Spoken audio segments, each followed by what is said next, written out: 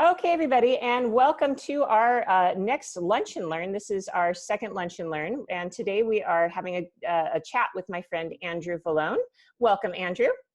Hello, everyone. Thanks for coming in for the lunch and Zoom, or Zoom and lunch. Zoom and lunch.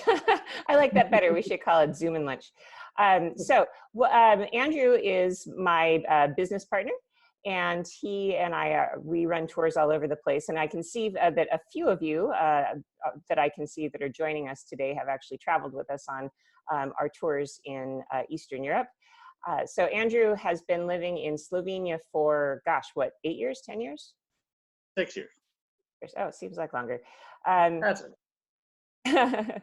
So, and he is, I think that what I find really fascinating about Andrew is that he has figured out a way to really make it work. And it's not easy. It's not easy to move to a foreign country. So what I wanted to invite him here today was to just have a conversation about what is it like to move abroad, because a lot of people, I think, dream about that. I mean, I would say that's probably a common dream for most people.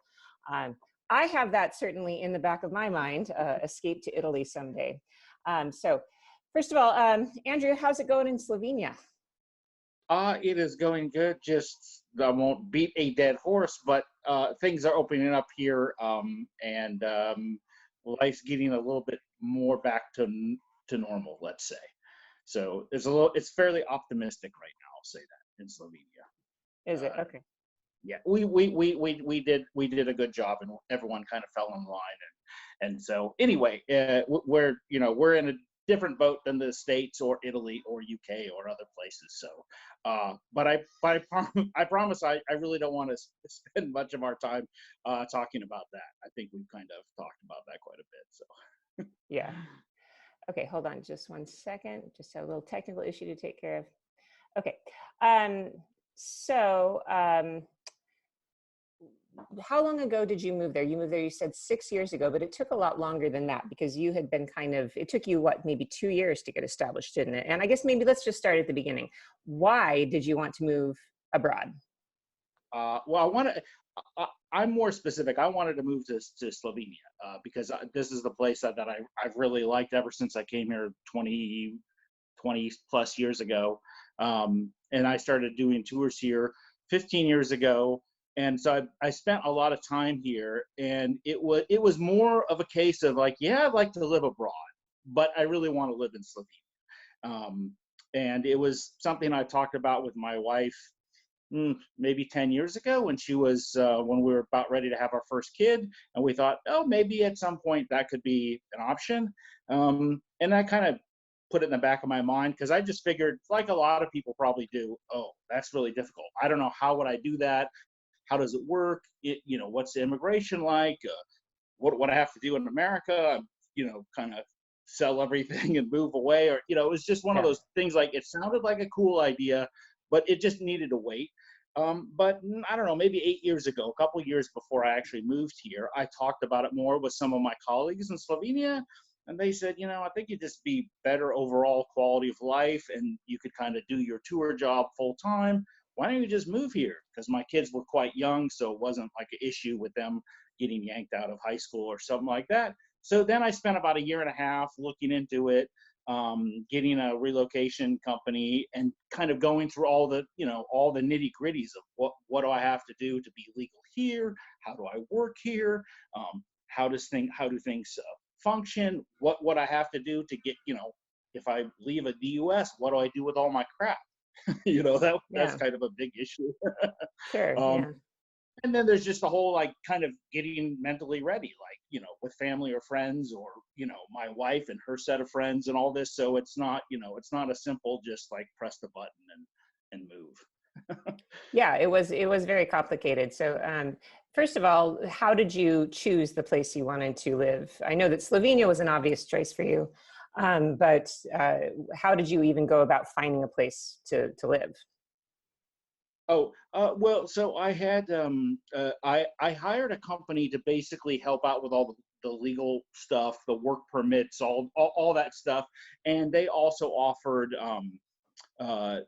they do some let's say real estate. So I just started, I think about a year before I knew I was going to move here, when I was over for one of my tours, I spent 2 or 3 days looking around just to get an idea, because when you visit a place, you don't know anything about necessarily real estate market or where you could live. I mean, you're usually staying at, we're staying at hotels in the city center and things like that, but that's not necessarily where you want to live if you move there.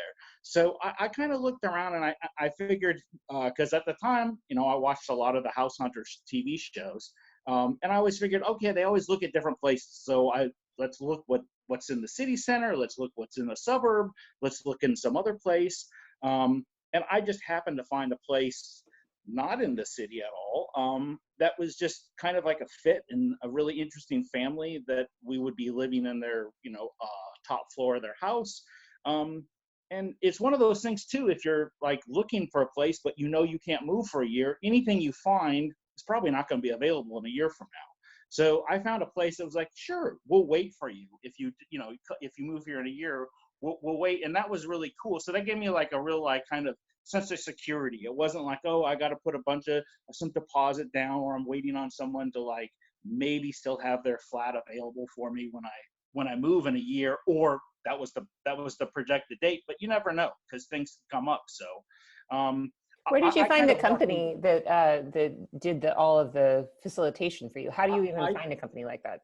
Well, I mean, I think if nothing else, you probably kind of Google like relocations, whatever country you might be interested in. But it was actually some work colleagues of mine in Slovenia that work in tourism that I said, hey, can you find me this kind of company? Because it must exist. I mean, at first I thought, well, maybe I just need an attorney in Slovenia to help with the documents and stuff like that. And then I found out that there was companies that do all these other things, that know all the issues of moving abroad and paperwork and setting up stuff and all the other things, like how to, moving companies or real estate companies, things like that. So we're getting some questions about this stuff and about who exactly, like who are the exact details. So what I think maybe we should do, Andrew, is you and I should write a blog piece about this, and we can put contacts on there for information on who you contacted in case people are interested. Oh, yeah.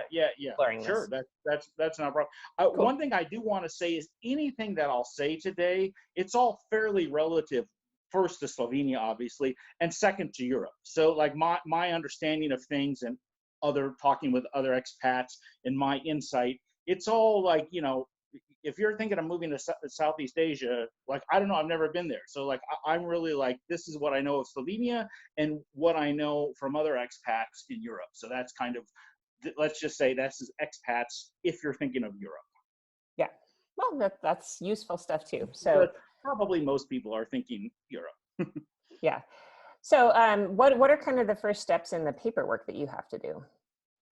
Well, so every country in Europe is different. You might think, and this is one of these things I have, like, I put down a little list of like myths, like, oh, okay, there must just be like one set of rules for everyone, because hey, that's what the EU is for. But no, they don't have a common policy. So every country has its own policy. So first thing to do is see what does whatever country you're interested, country X, what are their requirements? And it could mean opening a business.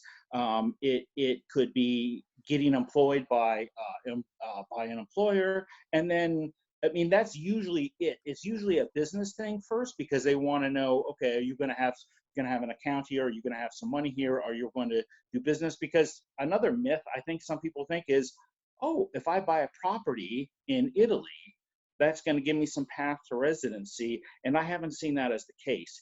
If you're a US citizen, it's kind of different if you're a citizen of the UK or EU or something.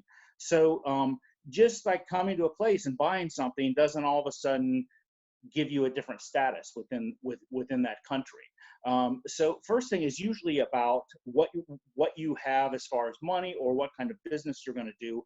And then from there, it's just kind of seeing which countries perhaps have better, I don't know, better rules, or rules that fit you better. Just for an example, in Cyprus, they allow foreigners to own businesses, but they don't allow foreigners to work at those businesses. So you could have I could open up a wine bar, but I can't work at the wine bar. In Croatia, for example, you have to hire 3 Croatians full time. So if you've got, think of like the little mom and pop 7-Elevens, you know, you've always had immigrants come there, they start up a business, and it's for their families work there. Well, in Croatia, that doesn't work. You can work there, but you need to hire 3 other local people there, even if it's a business that doesn't require 3 other employees. So these are the things that you really want to kind of like scope out first before you decide to settle in on a place.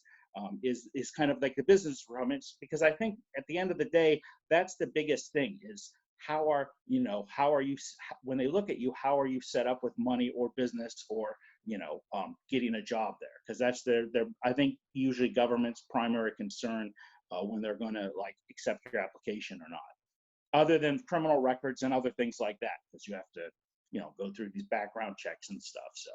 So they must not be too rigorous on criminal backgrounds if they let you in. No, yeah, all these things that you don't ever think of is like, why would I ever, need to get like a full set of fingerprints and send them off to the FBI, criminal justice center in DC? Well, you get to do that here. So yeah, and I have, to be honest, I mean, I have no idea how, like, if you have like 5 misdemeanors, is that gonna like, get you out of the running, or how that's going to work? Fortunately, my wife and I had no criminal record as far as anyone was concerned, and my kids are, they didn't need that. But yeah, it is very specific. So that's, I would say, first thing is always find some agency to say, what do you need to give them, and then the other thing is just, what's the timeline? How long does all this take? Because when you're thinking of moving to a place, even if you know what you have to do, you don't know, like, well, okay, I'm going to either have to sell my house, or I'm going to, get out of my lease, or whatever it is. And then I'm going to move over to this other country, and just that whole move part, you kind of need a timeline. So that's the other real thing, something really important you need to figure out is how long does it take to do all this? Because it's not just a matter of like, oh, I'm accepted, great, we'll ship off next week. And that was the most difficult thing, is just it's like a balancing act of like, okay, this is accepted, okay, I put my resignation in my job, I'm not going to renew my lease, and all these different things, and it has to be kind of timed perfectly, unless you have just a lot of extra money floating around, and then make it a little easier, I suppose. Yeah, somebody's asked the question, are retired people not welcome to move to other countries? Do you know anything about that? I would say that's not the case, but and I don't know. I mean, like, I always know there's lots of Americans who retire to Mexico and they live on their pension, and I have no idea how that works. Like, hey, does their government over in Mexico just need, like, hey, here's your bank account, you're doing fine? Like in Slovenia, and let's say all of Europe, you have to pay health insurance. So, and that's always through a job. So that's one of those key things, like, okay, well, you either need to be employed by someone, so that employer pays your health insurance, or you have your own business and you're paying your health insurance every month. So, I've talked to some people who were retired that were looking to move either here or some other places, and they were talking like, I think you could open a business regardless of what work or you're not going to be doing, just so you could have that. Yeah, so then it doesn't have to be an actual physical business like a restaurant or something. You could be a writer, and you can say, I'm a writer and I'm establishing, like in Italy, you'd get a partita IVA, so you'd apply for that. And I do know that in Italy, at least I can speak about Italy, they even have incentive programs for retirees to move, American retirees, to move to underserved communities that could use the tax base. So I know that there are programs out there for retirees. Yeah, and of course, I never looked at any of that because I didn't fall into that boat. But yeah, you can have a consulting business or whatever it is that you want to, and you could even do, I mean, with online business, it doesn't really, I don't think that really matters. What matters is like, hey, are you going to be paying your Social Security and medical stuff every month there, and will you be paying whatever taxes you're going to need to pay if you actually make money there. Yeah. And and, and the some, health insurance is paid by way of a tax, basically, right? well, yeah. So, I mean, in Slovenia, and I'm pretty sure it's the case everywhere in the EU at least. It's like everyone has health insurance because either you're employed by someone and your employer must pay it, or you're self-employed. Like I'm self-employed here. I have like a private corp, and I pay that. It's like I pay it every month with my Social Security and my taxes that I pay for my income. So it's just like a set thing that comes out of my bank account every month. Yeah. Yeah. So it's essentially like a tax. So even people, if you were retired, you would probably, and you live there, you would probably pay it in the form of taxes, as I understand. Yeah, yeah. I mean, I think regardless of what your health insurance was in the U.S., even if some of that would be covering over here, that I think you still have to pay that here. It's a little different when you're moving from some other place within the EU or Europe. Then it's a little bit different because then you could kind of take what your home country has and use it here. Us, since we're from outside the whole system, we have to buy into that. And with starting a business, usually there's a certain amount of money you have to have up front. And so if I think that might be the biggest hurdle for some people. It's like, yeah, okay, I'm retired, but I'll start a business, so it's a way for me to pay Social Security and medical insurance and all that stuff. But you still might be required to have a certain amount of money in an account. Yeah, I have heard that people, no matter who's moving, they need to have like $10,000 or $20,000 in an account that they can prove, which is a backstop as a way to kind of prove to governments that you're not going to be a drain on social services. Yeah, there was a Canadian couple that I met a few years ago, and they were looking into moving. They were in Slovenia they had a year visa because they were under 35, and there was a special Canadian Slovenian program they had.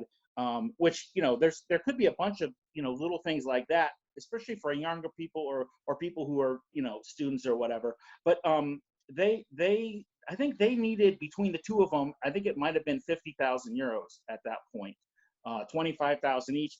It was different because when I came here, I got employed by my friend's business for the first year, and then after that, I started my own company. So it wasn't like I was moving here just on my own and had to have all that money up front.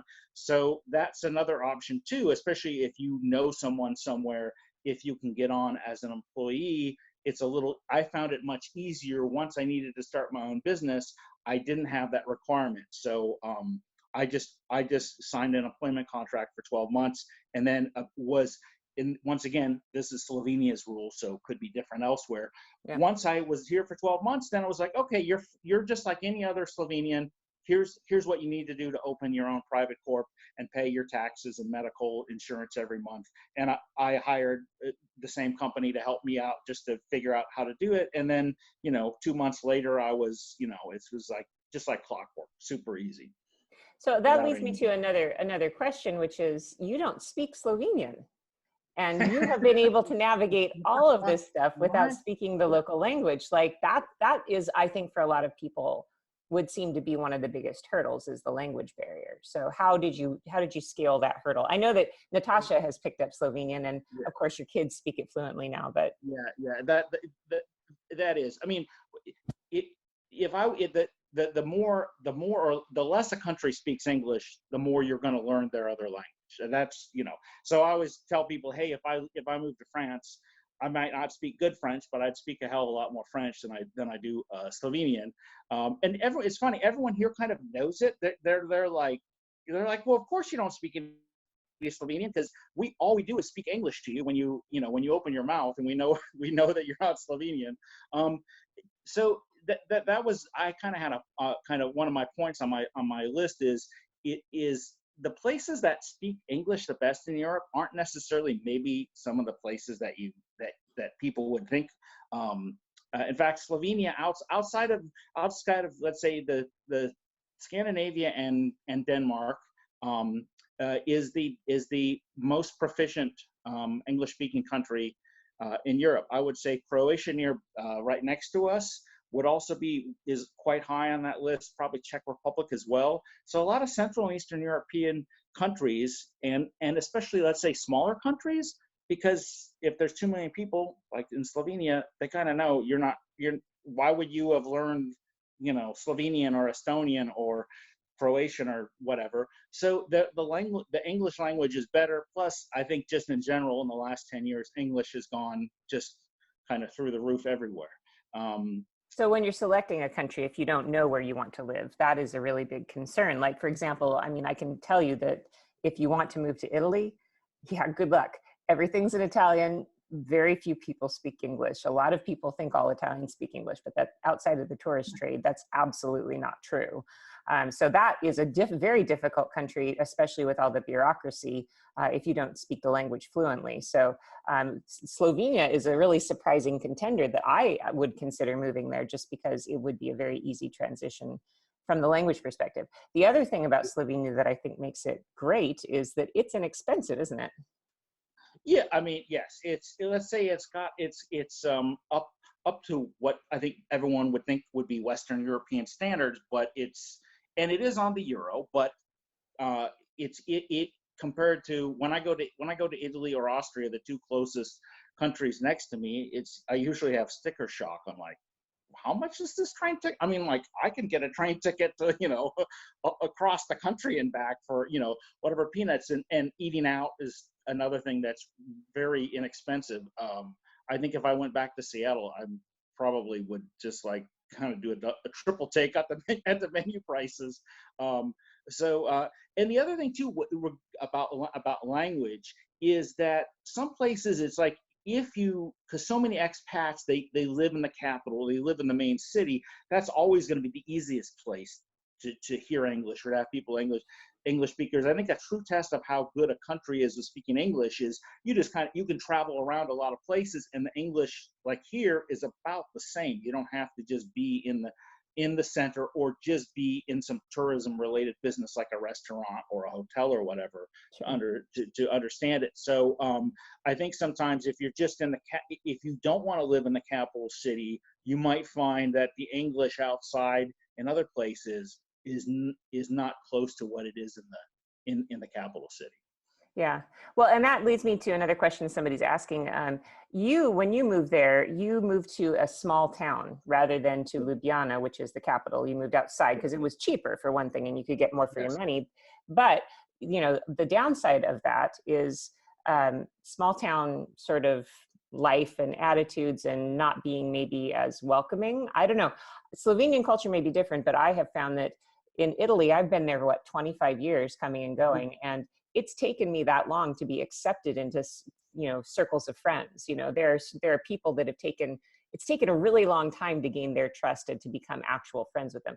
Have you found that to be a barrier for yourself or your family being considered outsiders?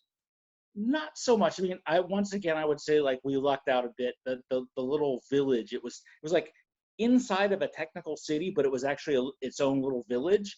And because of the situation, the people we were renting from had told everyone in the neighborhood, like, oh yeah, this American family is moving here. They got 2 little kids. So all the kids that lived in this village were super excited. And I remember like one of them running down the street, I think like the day after we got there, was like, mommy, like the American girl's here. It was relatively easy, but like in that, I think maybe because it was we were such like an oddity. It was like, I think if I was a Slovenian moving from some other city to that little village, they'd be like, well, this isn't your home or whatever, because people talk about stuff that I think as Americans, it's hard for us to understand. It's like, oh yeah, I married my husband and he was an outsider. And I was like, well, where was he from? Oh, this town. I was like, yeah, that's like 5 minutes drive. It's like, yeah, but it's not this little village. So, it's like for everyone here, it's quite different. And that's when I started thinking, yeah, okay, the kind of mentality is different. I certainly think that could be the case if you're not moving to a big city. I mean, there's pluses and minuses. I just figured I don't necessarily need to hang out with a bunch of other expats or Americans and pay higher rent and have all the temptations of a big city, which would be like, trying every new restaurant and bar. So it was like kind of a financial thing, but I also kind of wanted just to I figured I'm going to live here for a while or a long time, or maybe the rest of my life. I could live wherever I want to and just try to make friends and try to blend in as much as I can. And overall, it's fairly easy. It's not difficult. I think maybe Slovenians are maybe a little bit more closed than if I was from another country and moved to Seattle. I think I might maybe get more invited to more different things and be like, oh, hey, let's invite him on to the 4th of July picnic and stuff. But it's not like a bad thing. It's not like people look at you and think you're strange or don't want to talk to you. I think it's just kind of how Slovenians are, and that's a little different than how, let's say, big city Americans are. But I think being a novelty definitely helps. And there's another question here that, what about if you were a single person moving to a foreign country? And my feeling about that would be you'd kind of have to select where you're going carefully. But, if you're an outgoing person and you want to go out and make friends, you can make friends just about anywhere. And if you are in a country like Slovenia, where Americans living there is kind of odd, that's helpful, actually, I find. I mean, I find that when people are like, "Oh, what are you doing here?" They seem to be more interested. It's easier to make friends in a way because you're so exotic to them. Yeah, I mean, in Slovenia, there's plenty of let's say, ex-Yugoslav neighbors that live here. So if I was moving here from Macedonia or Serbia, it'd just be like, oh, whatever. It's like we already have plenty of you people living around here or whatever. But it is, and also I think it was just, it's like I moved here with a couple of little kids, which was good for if there's families with other kids, and most families I've met, oh, hey, great. Someone to practice English with. So I think that was definitely easier to knock down some barriers.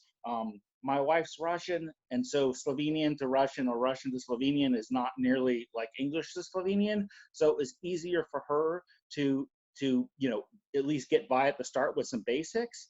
So that helped as well. And actually, I've learned something from Natasha because she's Russian. And when she moved here in 2000 to Seattle, she did something very clever, which was to connect with people through the Russian church and through, Russian expatriate like social groups. And I have found, learning from that in Italy, at least, that's the way I've made a lot of friends, actually, because the expat communities exist in every country. And so connecting with other expats is really, really fun. I mean, I'm kind of like a half expat, but, like in Rome, I found a whole bunch of people that all live there that are American, and we all have something in common. And these have become my best friends in Italy, actually, are the Americans who are expats. So I don't know, is there a very good expat community in Slovenia? Well, I mean, most of it's in Ljubljana, but like I moved to the coast a couple of years ago, and I've got a good friend, and he's Swedish. His wife was like born in Sweden, but her parents were Slovenian, so they decided to move to Slovenia.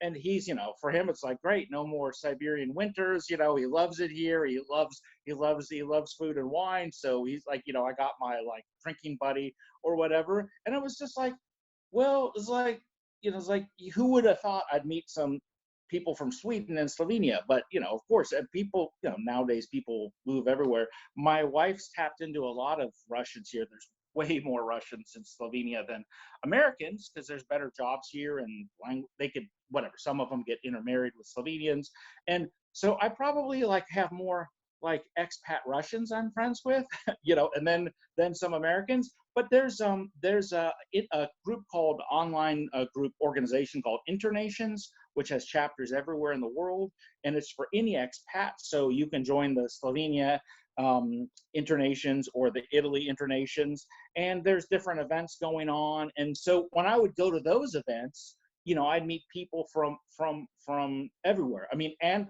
outside of Europe as well. So, a couple times a year, it's fun to do that, just to be like, kind of get out of your own bubble. Even if you live in a different country, you still kind of get into your own bubble, just because of who you're talking with, or because you've got like for me, I have my family here. So it's kind of nice to get out of your bubble a little bit and then see who else is here. So that'd be like one thing. Anyone perhaps thinking about certain places to move, go to Internations. You can become a member for free, and then you could see, oh, I wonder who's in the Prague chapter. There's some Americans there. Maybe I can connect with them and ask them some questions.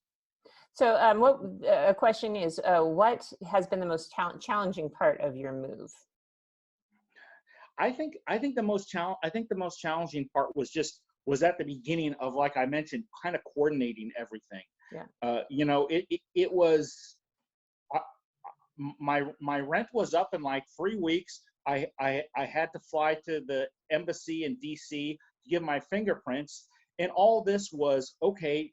I should get my work permit the following week, and then soon after that, my residency permit, and then I can get on a plane. But I couldn't even buy my ticket yet. Just like that part. Well, I can't. I don't, because you can't come here until you have all this stuff.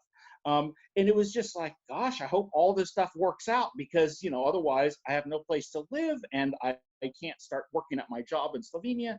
That to me was the most difficult part. I mean, I suppose I kind of took my family with me, my closest people with me, and so there's not that, oh, I miss everyone, because most of my friends, they can come visit me. So most of your friends are like me. yeah, it's like, look, I guarantee you'll have a better time if you visit me than if I go back to Seattle to like spend a week there. So, and actually, the funny thing is, Andrew, you and I see each other a lot more now that you live in Slovenia. You used to live a mile away from me, and we never hung out. I know that is so totally true. Yeah, well, it gives people a reason to come and visit. And also, I mean, I think we have kind of a group of nomad friends who that's just kind of how we all are. So do you happen to know a ballpark figure about how much the whole process cost you? What is the dollar figure to move yourself to another country? Okay. I can't, with the relocation, like the company I hired to do all this stuff, I maybe spent maybe a couple $1,000s, 2 or 3,000, like for all their work. That's it. Wow. Yeah, that's not bad. But like and every country's different. But for me, okay, I have to do all this stuff at the Slovenian embassy. I live in Seattle. Slovenian embassy is in DC. So fly there, spend a couple nights just to do fingerprints, fly back home, and then I had to do that again to pick up my residency permits. So that was like a bunch of extra money. It was like, can't I just like pay the Slovenian government? Like here's all my crap, like, and my money. Like, can you just like stamp it now? Yeah. So lots of a lot of little things, FBI criminal background checks, whatever. I guess the biggest real cost is the actual move. So since I didn't own a place in Seattle, and I didn't own so much stuff, furniture, things, whatever. Oh, it's been in my family 100 years. I basically we sold or donated everything, and we moved with, I think it was seven check through bags. So like whatever we had when we finally got into our new place in Slovenia, it was whatever we could fit into 7 carry-on, check through, not carry-on, check through bags at the airport, and then a few, whatever miscellaneous items. I don't remember prices, but like to move stuff, I don't think it's really worth it unless you've got a real attachment or some amazing collection of whatever it is. Because in Slovenia, most everything I looked at from a renter's perspective is, 90% of the stuff is furnished. So and you've got your IKEAs and all that kind of stuff, so you can go out and buy what you don't have. But I think that part is the most expensive thing. I did look at, but I didn't do it, shipping my car over, which actually isn't so expensive. So if you've got some, nice investment in a car that you'd want to bring over here, I think that was like maybe $2,000 or $2,500, and I forgot the timeline. But it comes into some port in Italy that's on the Adriatic, so it'd be like, yeah, you drive 2 hours, pick up your car, do some paperwork, and then you could just drive it back to Slovenia, and there you go. So, but it was not something I needed to do. Yeah, well, and with a car like mine, I'm not sure I'd want to bring it, because American style kind of big cars that are gas guzzlers, Yeah. not such a great idea there. So don't bring it. yeah, no, I have a SUV kind of car, and I don't think I would bring it. I think I'd buy myself a cheap little car over there. That would be a smarter way, especially because the streets are so narrow. It's a lot exactly. different. Yeah, you don't want Yeah. So do you have any regrets about moving? No, I can't say I do. I think it was the right time to move. It was like the kids were at the right age. Things worked out over here. I mean, if things didn't work out over here and then I had to move back, and I've thought of that before, as like that, then you're, then it's a total disaster, because that's a lot of whatever money you spent to move here. you're going to probably spend even more going back. I mean, so it was I kind of gave myself a like, well, I don't really have a great plan B to fall back on, so I just got to make it work. And I've had more time with my wife, more time with my kids, more time to travel. I have, I'd say, in general, just less stress of life in general, worrying about things. When I tell people like what my kids can do here on their own, I think if I did that in the U.S., I would probably get arrested.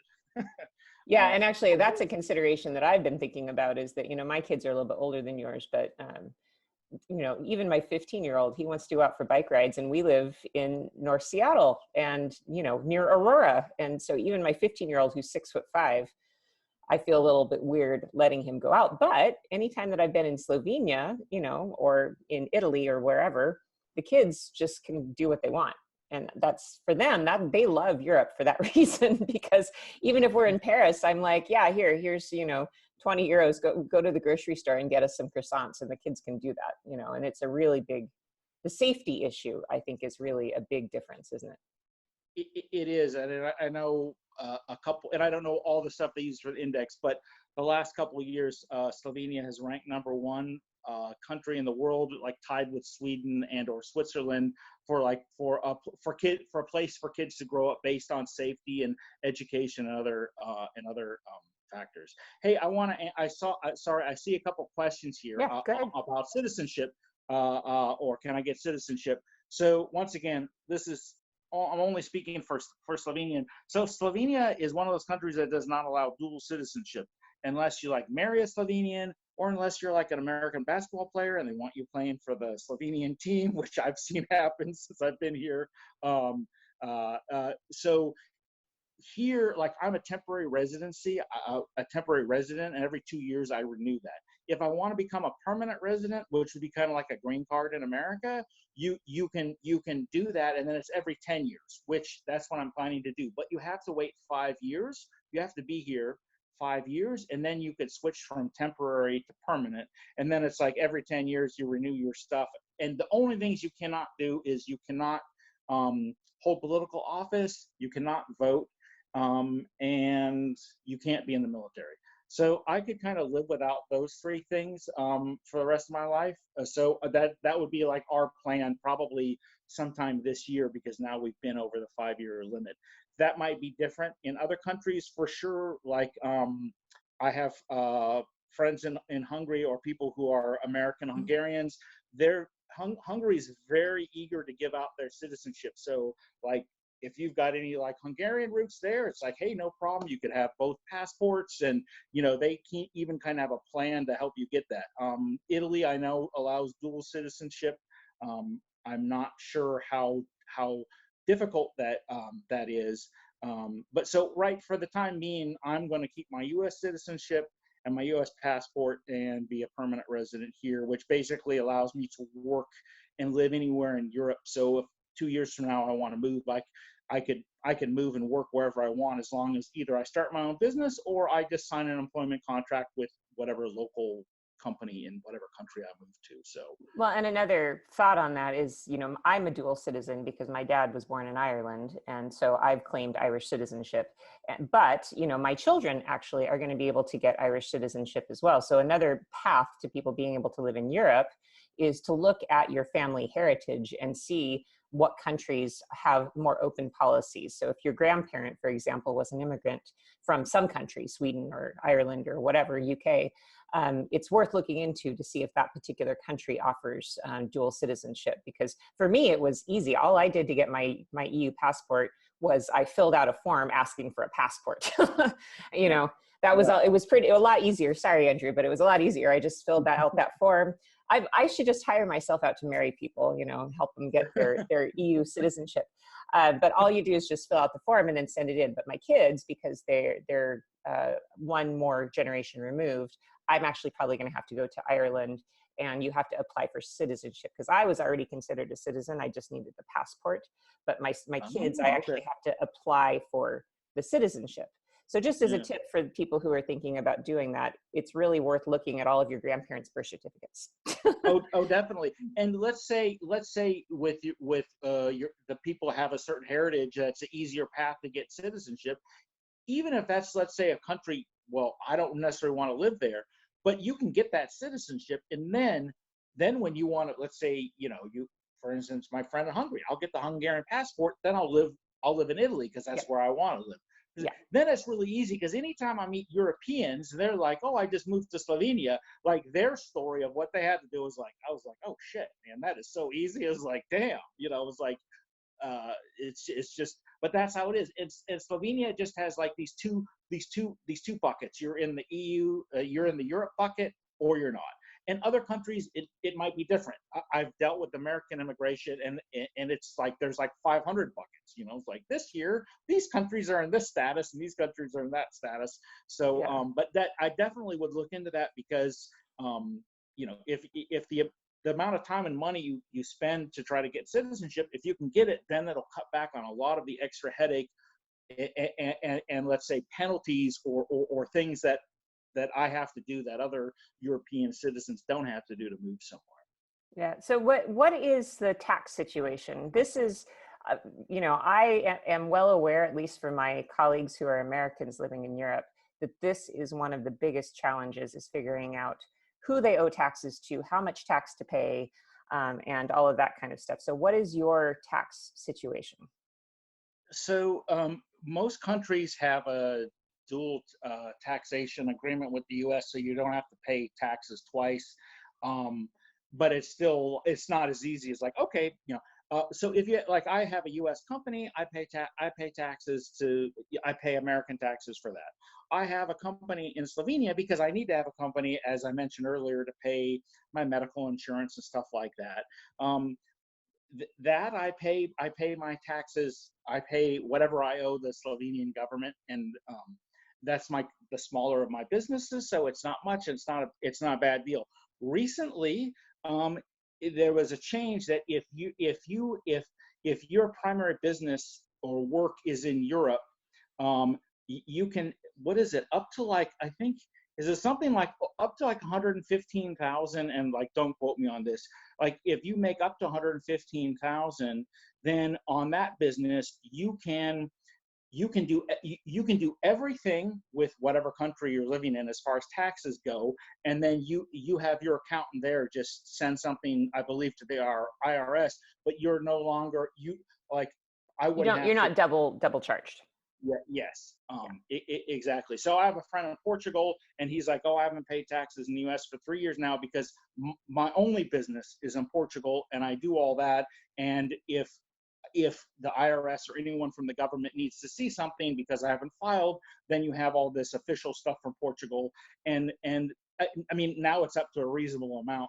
So that's actually something I need to do probably for this coming year, is to look more into that. But yeah, it helps to have definitely an accountant over here when you're doing business, because it's totally different. It's not something I think you can do. Like, you could be your own accountant in the U.S. maybe if you have a small business, and then the tax stuff too. It's definitely worth talking to some local attorneys.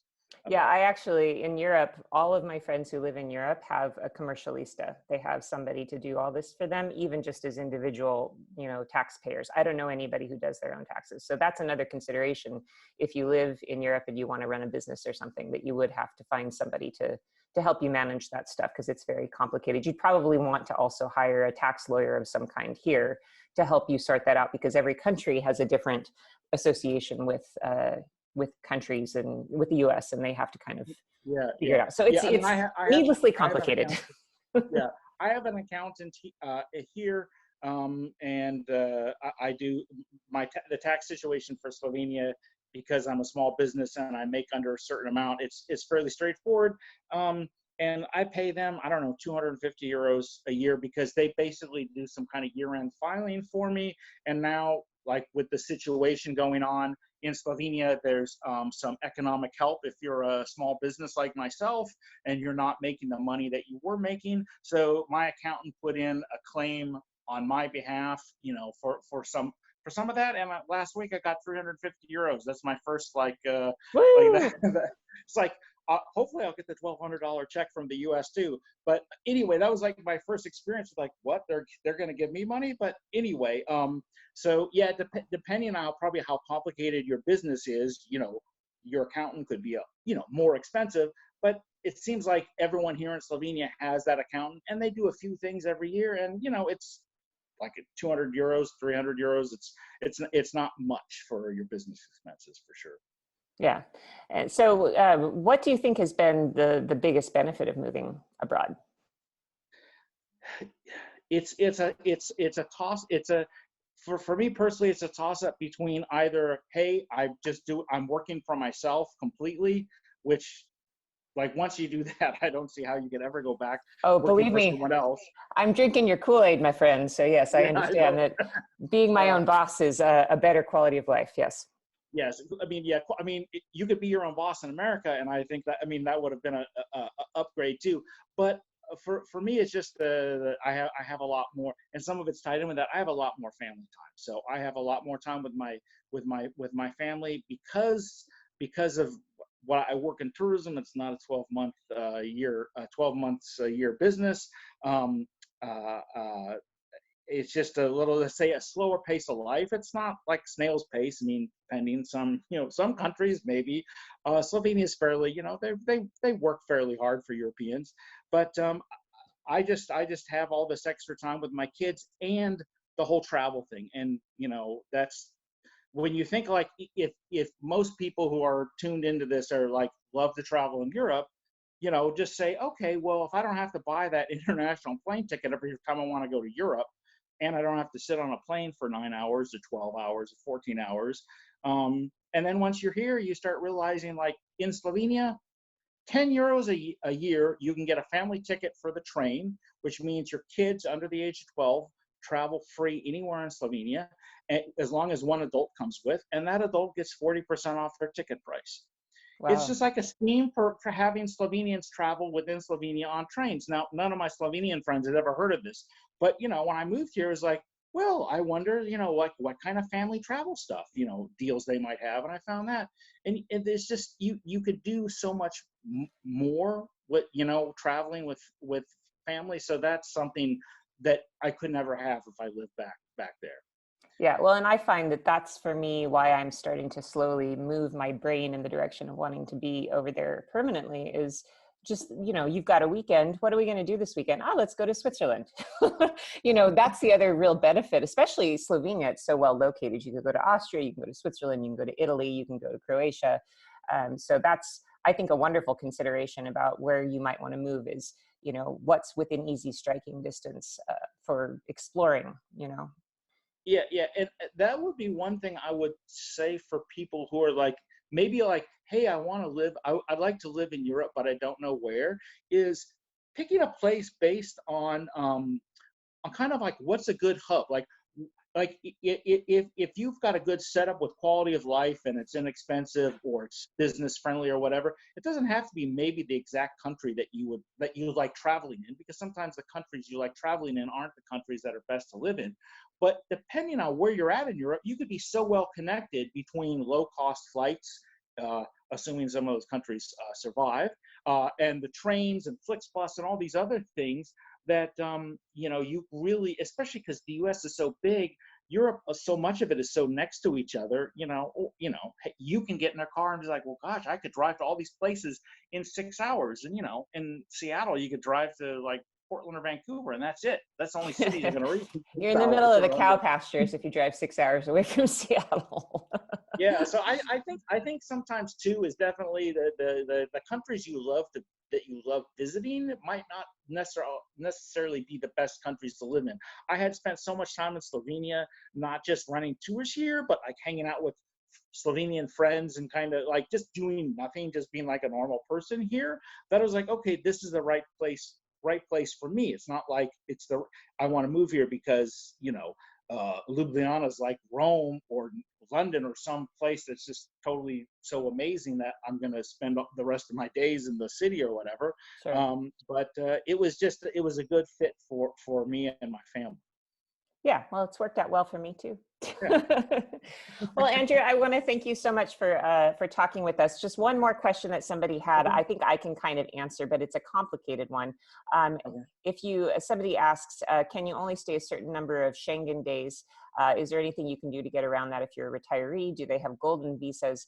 And that is really a case-by-case situation. A lot of my colleagues who work for Rick Steves, for example, they can only stay 90 days within 6 months. And so it's been this really big, complicated issue to figure out how to get visas. It's a different situation if you are moving there. So, and I would suggest, because the people that I'm talking about, live in the US, but want to be able to travel in Europe for longer than 90 days. So if you're looking to move, I mean, you can correct me if I'm wrong, Andrew, but if you're looking to move, that's a completely different process, right?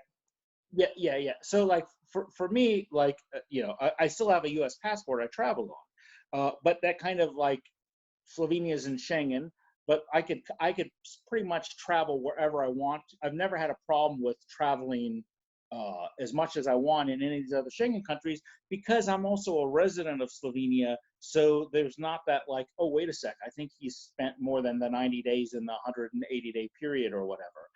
Yeah. If like you're a retiree, I mean, and you're not whatever, let's say permanently moving to a place and trying to become a resident or whatever, then you kind of then you get your list of countries that are not in the Schengen, like Croatia. It's in the EU but not in Schengen, and then each country has their own rules. So Croatia, you can spend 90 days in the same 180-day period. Then you've got your 90 days in Schengen. Then you've got countries X, Y, and Z in Europe that are also not in Schengen, and they have their own rules. So I know people who are digital nomads, and they're very good at this game. And between the countries that aren't in Schengen and the countries that are in Schengen, you could. It's not too difficult actually to kind of, if you want to be more like a nomad, do that.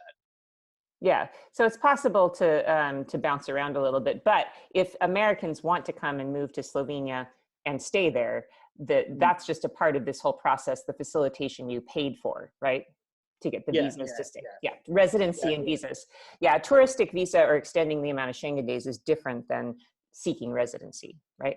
Yeah, because once you have like when I crossed the border into Croatia, most of the checkpoints, I show them my passport with my residency card, and a lot of checkpoints don't even stamp my passport because it's not really relevant anyway for like how many days am I going to be in there or not, because kind of I think my residency in Slovenia trumps the 90 days and 180 days. Yeah, kind of exactly. Okay. Well, thank you so much for explaining your situation. And I think, Andrew, what we're going to try to do is write some of this stuff down with some information that people can look at if they are interested in contacting these agents that can help you move. I think that would be really helpful. And of course, just to always give a plug to Andrew and I, we are joining forces. We're going to start tying our businesses more together. And we're going to start what we call Savor the Adventure Tours. And so we're going to be offering a full slate of tours, small groups, because we don't see big bus tours happening in the future. We're going to be doing really small groups. And when's that launch going to be, Andrew? That's going to be launched probably in the next month-ish or so. Yeah, so we've got a whole bunch of really cool small group adventures that we're going to be offering for 2021, off the beaten path, more for your money, all kinds of good stuff. So we got good things. So thank you for being my co-conspirator, my friend, and for explaining how to move to Europe. I might need that information someday soon. Hey, just a quick shout out to everyone who's zoomed in right now. If you have other questions that didn't get answered, if you have them in your chat box, Sarah, you can always just copy them and send them to me. And when we're writing the blog piece, I will try to cover all these different questions, because I see some of them coming in and they're there for 1 second and they're gone. So no problem. Yeah. Sounds good. All right. Thanks, Andrew. And thank you, everybody, for joining us today for another Lunch and Learn. We'll see you next week. Next Friday, I'm going to have on Jackie Aleo from Palermo, who is an author, and she's going to be talking about Sicilian queens and other historical oddities from my favorite island. So we'll see you guys again next Friday at 11 a.m. Pacific time. Ciao. Ciao, ciao to everybody. Ciao.